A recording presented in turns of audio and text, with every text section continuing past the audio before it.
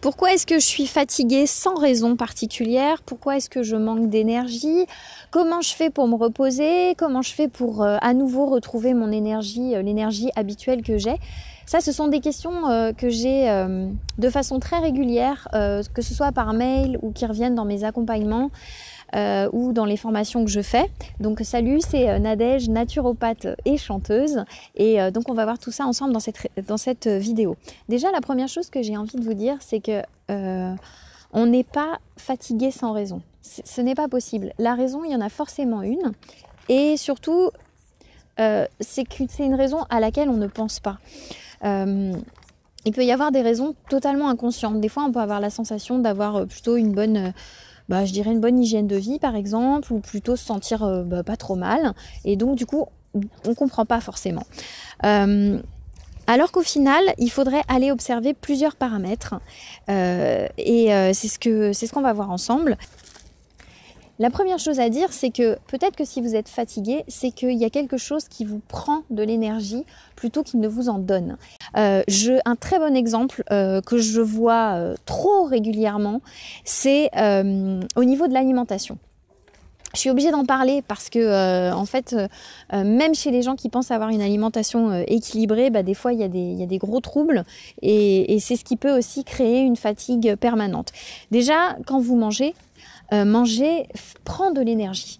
Donc, si au cours de la journée, vous passez votre temps à grignoter tout le temps ou à prendre des aliments indigestes, ça peut être par exemple les fruits au milieu des repas, par exemple, ou ça peut être des sodas ou des jus de fruits au milieu des repas. Alors déjà, ça va prendre beaucoup plus de temps pour digérer. Ça, c'est la première chose. Et puis, si on mange toute la journée et qu'on ne respecte pas les temps de digestion, qui sont, je dirais, dans un minimum de 4 heures entre chaque prise de repas, eh bien là aussi, ça va vous pomper beaucoup d'énergie. Même si vous faites plusieurs repas dans la journée, mais vous passerez votre temps, en fait, à manger, à grignoter. Et ça épuise. Et ça prend beaucoup de temps.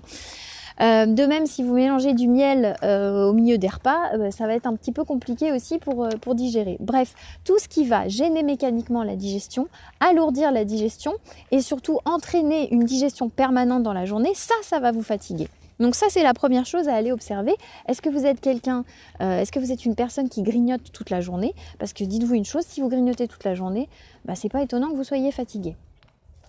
Deuxième chose que j'ai pu observer aussi, c'est est-ce que ça vous est déjà aussi arrivé de vous réveiller le matin et de vous dire oh là là, ça y est, c'est bon, je vais passer une journée de merde. J'ai des rendez-vous, alors celui-là, j'ai pas envie de le voir parce qu'il va vraiment me prendre la tête toute la journée. Puis là, j'ai un contrôle. Ouh là là, ça va être super galère. Et vous vous réveillez dès le matin avec ce type de pensée. À votre avis, comment est votre niveau d'énergie à ce moment-là? Comment vous vous sentez quand vous vous levez avec des pensées comme ça le matin? Quand vous vous dites il faut se speeder, ça y est, je suis déjà en retard, j'ai encore ce rendez-vous, et ce soir je suis pas rentrée avant telle heure. Comment vous vous sentez dès le réveil avec ce type d'énergie? Je pense pas très bien. Pas très bien. Mais si derrière vous avez un ami qui vous appelle et qui vous dit tu sais quoi, j'ai gagné de l'argent et en fait je voudrais le partager avec toi. Un exemple qui me vient là. Comment vous allez remonter là? Votre niveau d'énergie va être comment là à ce moment-là? Alors que vous étiez dit il y a 2 minutes que votre journée elle allait être pourrie. Et là en fait hop, tout de suite vous remontez votre niveau d'énergie. Donc c'est bien qu'il y a une façon aussi de comment vous levez le matin, de vous imprégner en fait. Ok, là c'est votre pote qui vous a appelé, mais vous, est-ce que vous ne seriez pas capable plutôt de penser un petit peu, peut-être différemment le matin quand vous vous réveillez, et peut-être d'avoir un petit peu plus d'aller rechercher en tout cas les pensées que vous avez le matin et d'observer en fait, suivant comment vous levez le matin, essayez d'un matin sur l'autre. Hein. Un matin où vous vous dites, allez, demain matin je me lève et je vais me dire que en fait je vais passer une journée géniale. Essayez, puis vous verrez en fait essayez de voir le déroulement de votre journée et de vous dire waouh, merci aujourd'hui parce que merci d'avance pour la journée que je vais passer. Ça peut être intéressant du coup à tester aussi. Il y a une façon aussi de de faire, en fait, on est entouré toute la journée, il nous arrive plein de choses, il nous arrive plein d'émotions, il nous arrive plein d'événements qui nous créent des émotions particulières. Comment, de quelle manière vous laissez les autres vous atteindre? De quelle manière quelqu'un qui va vous faire une remarque, votre enfant qui va vous sortir quelque chose qui va profondément vous énerver. De quelle manière vous vous laissez influencer émotionnellement par les choses extérieures? Est-ce qu'il n'y aurait pas plutôt un moyen à l'intérieur de vous d'être un petit peu plus stable? Vous avez le droit d'être en colère, hein, c'est pas la question, mais d'être un petit peu stable qui fait que quoi qu'il se passe dans votre journée, c'est pas grave. Quels que soient les problèmes que vous allez devoir gérer toute la journée, parce qu'on a toujours des problématiques à gérer, eh bien c'est pas grave, la journée va se dérouler quand même et sans que ça vous perturbe plus que ça.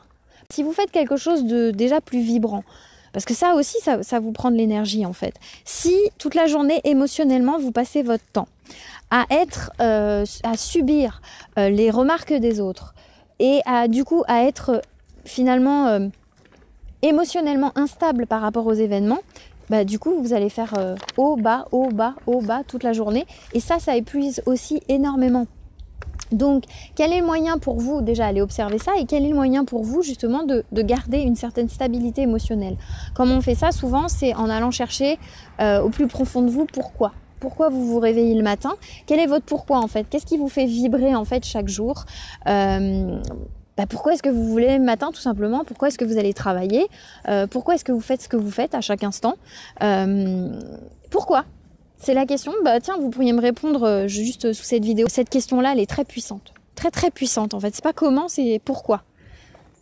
Toujours se poser la question pourquoi. Donc...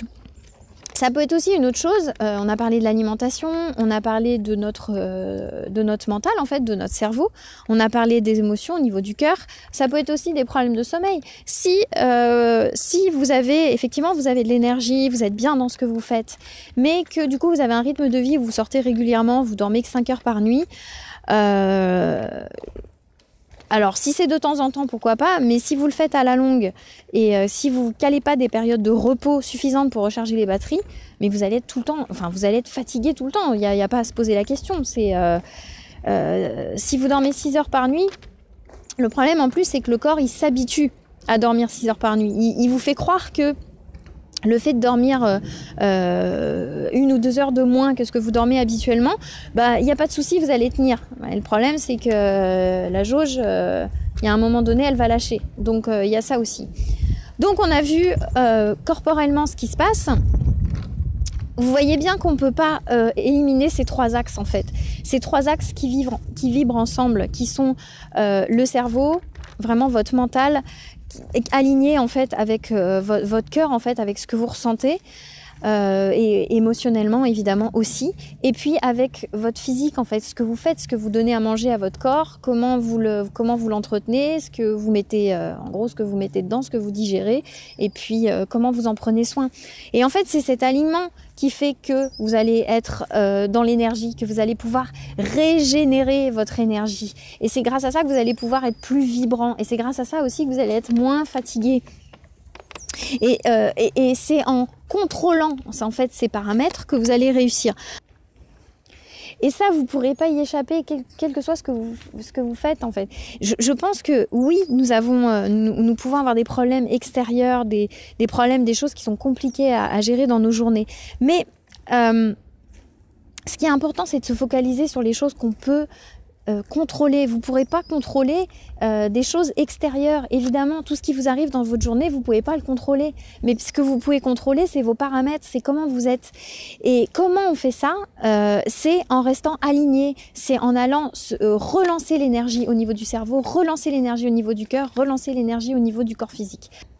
Donc si vous voulez aller plus loin et suivre vraiment un processus, quelque chose qui vous permet de vous sentir vraiment aligné, qui vous permet de relancer et de régénérer cette énergie, Donc vous avez la formation actuellement qui s'appelle ressources, énergie et performance, donc qui est en ligne depuis quelques jours. Et là, on va aller chercher à relancer le processus en relançant l'énergie, générant de l'énergie au niveau du cerveau, en générant de l'énergie au niveau du cœur et en générant de l'énergie au niveau du corps. Et ces trois paramètres ensemble, qui alignés ensemble, vont pouvoir vous permettre à nouveau de vous remettre sur pied, à nouveau de relancer de l'énergie. Une fois que vous aurez compris ça, une fois que vous aurez identifié les choses qui vous prennent de l'énergie, une fois que vous aurez compris que comment on gère une période d'activité suivie d'une période de repos, suivie d'une période d'incubation, c'est ça qui va vous permettre en fait de sortir de la fatigue chronique et grandissante. C'est ça qui va vous permettre de recréer à nouveau de l'énergie. Encore une fois, les choses elles sont pleines de bon sens. Donc voilà, j'espère que cette vidéo vous aura plu. N'hésitez pas donc à la partager ou à la liker si vous voulez en savoir plus. Vous avez donc toutes les infos qui sont sous cette vidéo. Et quant à moi, je vous dis à très bientôt. Prenez bien soin de vous.